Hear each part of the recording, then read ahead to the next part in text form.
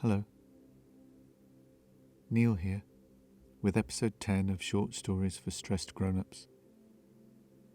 Who'd have thought we'd make it to episode 10? When I started on this journey, I had no idea where it would take me.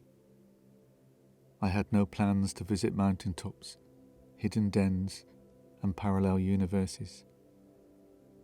Funny where your mind takes you. This week's story was inspired by a conversation I had with someone while staring out of the window, watching the sky as it rushed by, trying to keep up with the sun. If there's anything you'd like me to write a story about, be sure to let me know.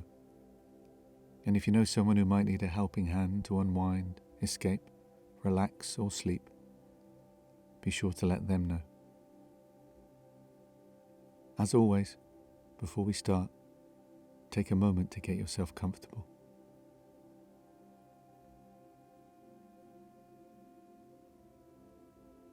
Good.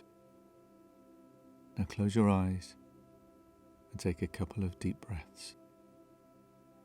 In and out. In and out. Now, let's begin. Today's story is called Clouds.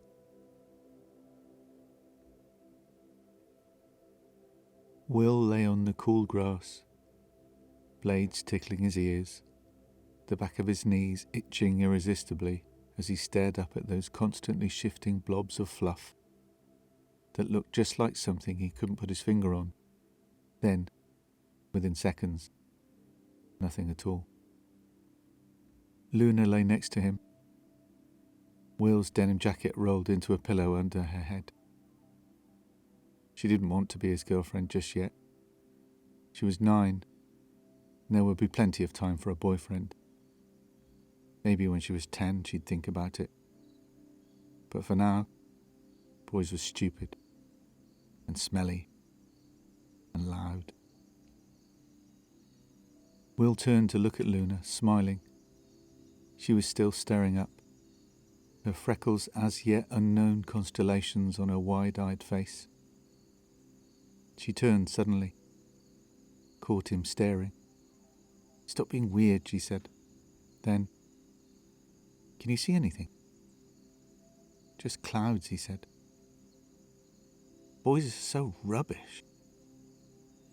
If girls are so good, what can you see?" She turned, looked back up at the rolling sky. Her palms lay face down on the grass.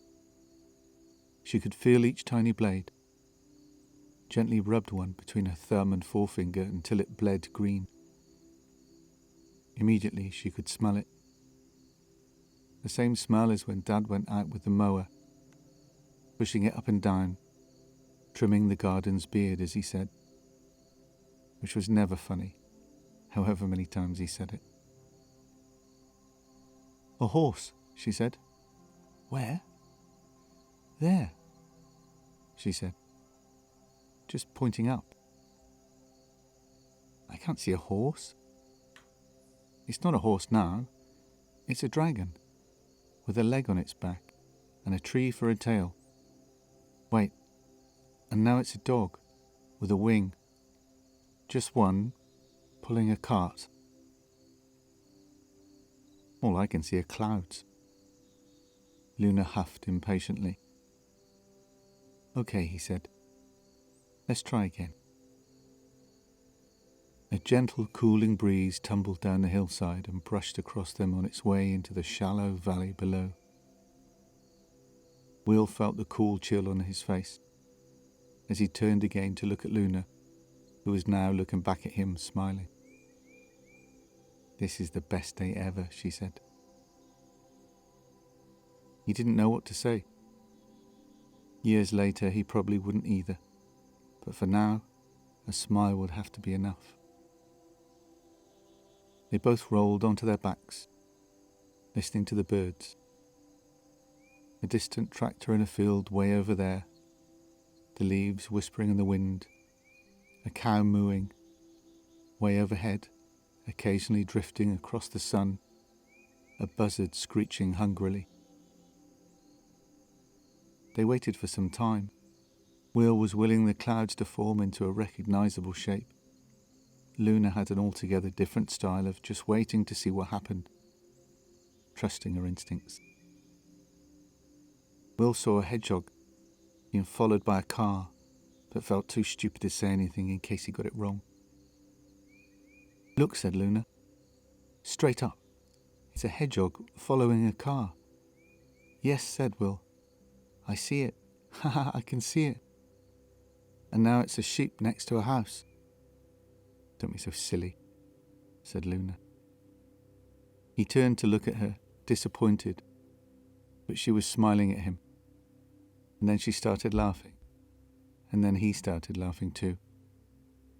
"A sheep next to a house," she said, and then laughed some more.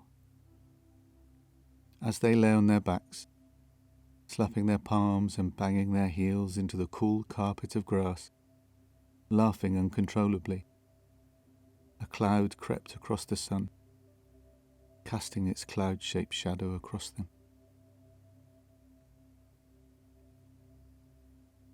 "You sure this is the same place?" said Will, as he lay the picnic blanket across the densely packed, shimmering green blades. Luna just stood in silence, looking up. He smoothed out the blanket, feeling the welcome chill of the breeze on his face as it made its way from the top of the hill down to the valley below. He lay his rucksack, heavy with the bottle of fizz and an entire deli's worth of picnic food, on the grass, and stood next to her. The wind tickled the hair on his legs and ruffled his unkempt mane. He looked across at Luna. She turned to him, her straw blonde hair blowing across her face as she caught him smiling, staring. "Stop being weird," she said. They both looked back over the valley. In the distance, a crow crowed, a sheep baaed, a tractor tumbled across a field, somewhere, and the wind continued to whisper through the trees and tease each blade of grass that surrounded them. Luna turned, walked over to the picnic blanket, sat down and took one last look at the horizon before lying back and filling her eyes with bright blue sky. She patted the space next to her. Moments later, Will lay alongside, staring up too, seeing what she could see. Almost. They lay next to each other in silence for a while. Every now and then, her little finger would brush against his, and his against hers, sending indefinable messages. A squirrel, the front bit anyway, emerging from a boat. Will laughed, remained silent. "Don't you see it?" He laughed again. "This is a very serious business, William," she said. "William? You must be serious." She squeezed his hand as they continued to gaze up. The combination of blinding brightness and breeze occasionally causing their eyes to overflow, sending single tears streaming down the sides of their faces. She could smell the grass again and remembered her dad and his lawnmower and his bad jokes. She squeezed Will's hand again, and this time concentrated on the ever-shifting sky above. "A rabbit," he said. "A rabbit with a flag. And now it's a horse with big ears. A unicorn. It's definitely a unicorn." He waited. Forever passed in that moment before she spoke. "I see it," she said.